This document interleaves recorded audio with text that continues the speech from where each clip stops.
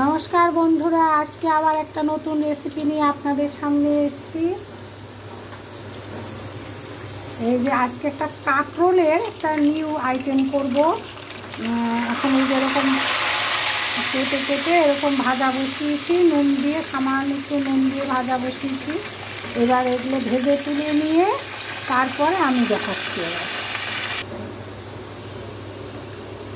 এই দেখুন বন্ধুরা, এই যে এইভাবে ভেজে ভেজে তুলে নিচ্ছি।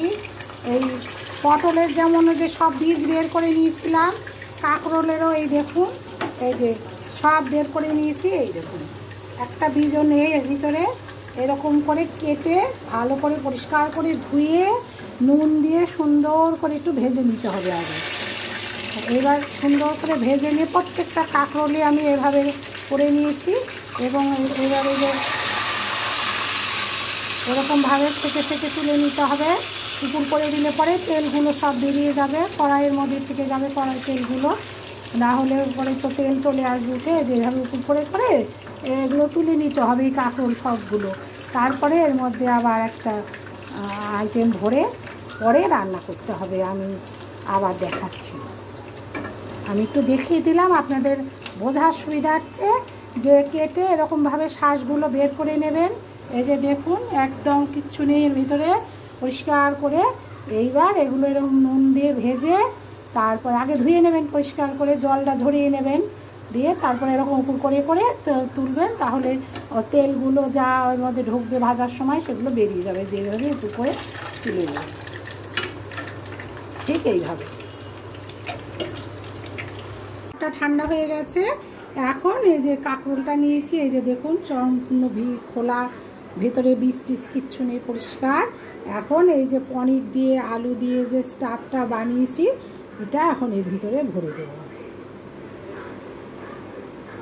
এভাবে একটু একটু করে সুন্দর করে একদম পুরো ঠেসে ভরে দেব। আমি আপনাদের বোঝার সুবিধার্থে আর একটাও ভরে দেখিয়ে দিচ্ছি। এই যে দেখুন,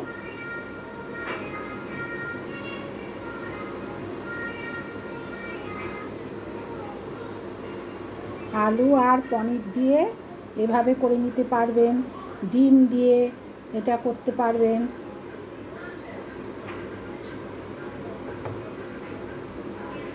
ভরে ভরে যাতে কামড় দিলেই মানে এটা আপনারা করতে পারেন, মুখে লাগে, সেভাবেই ভরতে হবে।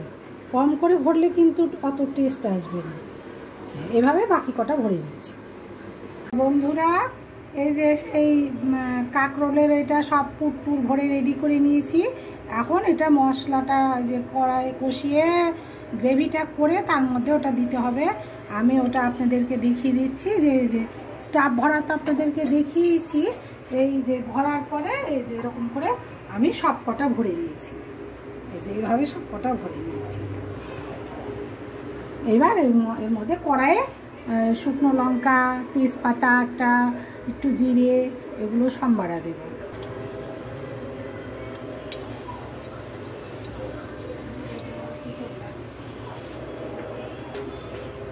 এই যে একটু সামান্য জিরে দিয়ে দিলাম সম্বারায়।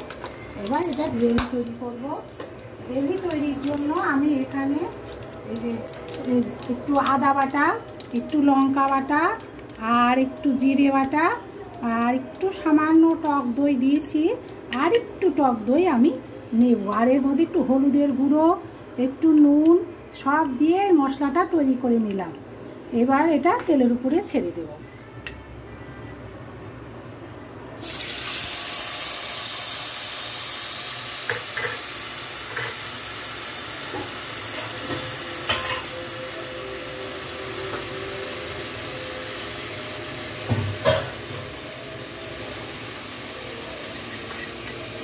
এবার এই যে সামান্য একটু বাটিটা ধুই, চামচটা ধুই, একটু জল দিয়ে দিলাম।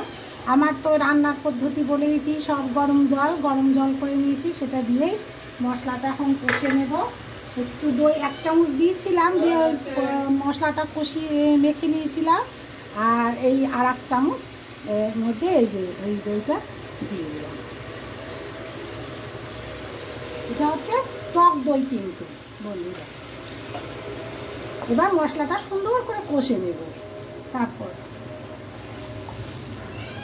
এভাবে কষে নেব। হ্যাঁ, এই যে এখন এই ঢাকনাটা তুলে দেখে নিচ্ছি মশলাটা কি। হ্যাঁ, মশলাটা রেডি হয়ে গেছে। এই দেখুন সুন্দরভাবে তেল বেরিয়ে গেছে, কষানো হয়ে গেছে। এইবার একটু গ্রেভিটার মধ্যে জলটা, গরম জলটা দিব যাতে গ্রেভির জন্য। কাঁকরোলটা তারপরে বসিয়ে দেবো। এখন জলটা আগে দিয়ে দেবো।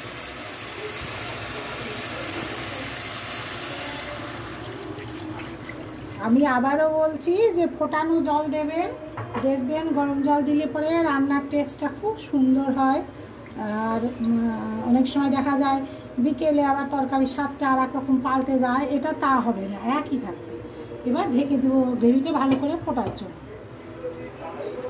হ্যাঁ, দেখি এবার ঢাকনাটা খুলে মনে হয় ফুটে গেছে। হ্যাঁ, গ্রেভিটা খুব সুন্দরভাবে ফুটে গেছে। এইবার এই আস্তে আস্তে এগুলো সম্পূর্ণ এর ভিতরে দিয়ে দেব। এগুলো জাস্ট এরকম করে বসিয়ে দেব।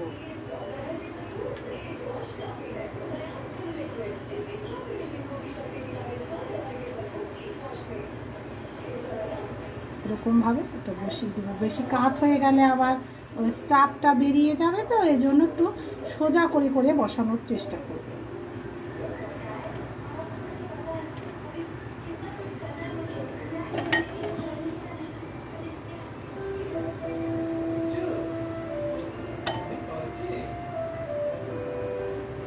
সবগুলো বসিয়ে দেবো।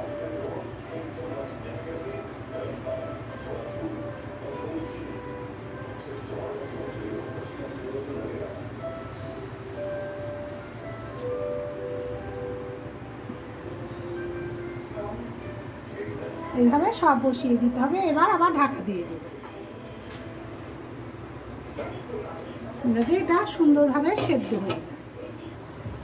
হ্যাঁ, এই যে আমার এই মনে হয় এটা হয়ে গেছে। আমি এখন ঢাকনা তুলে একটু দেখে নিই। মনে হচ্ছে আমার যে টাইমে যে রান্না হয়ে গেছে। হ্যাঁ, হয়ে গেছে। এইভাবে এখন সব তুলে নেব। তবে এইভাবে গ্রেভি থেকে তুলে নিয়েছি, নিয়ে এবারে যে গ্রেভিটা এর মধ্যে যে ঢেলে দিলাম। আমি তো লঙ্কা আসলে বেশি দিইনি, কারণ ওই আলু আর পনির দিয়ে যে ম্যাশ করেছি সেটার মধ্যেও, স্টাফটার মধ্যেও লঙ্কা আছে, তো এই জন্য লঙ্কাটা একটু কম দিলাম গ্রেভিতে। এইভাবে আপনারা একবার করে খেয়ে দেখুন, মানে যে কি ভালো লাগবে আপনারা নিজেরাই তখন কমেন্ট করবেন। আর যদি আমার রান্না ভালো লাগে আপনাদের দেখে বা খেয়ে, তাহলে লাইক করবেন, কমেন্ট করবেন, শেয়ার করবেন আর সাবস্ক্রাইব অবশ্যই করবেন। আজকের মতো বিদায় বন্ধুরা।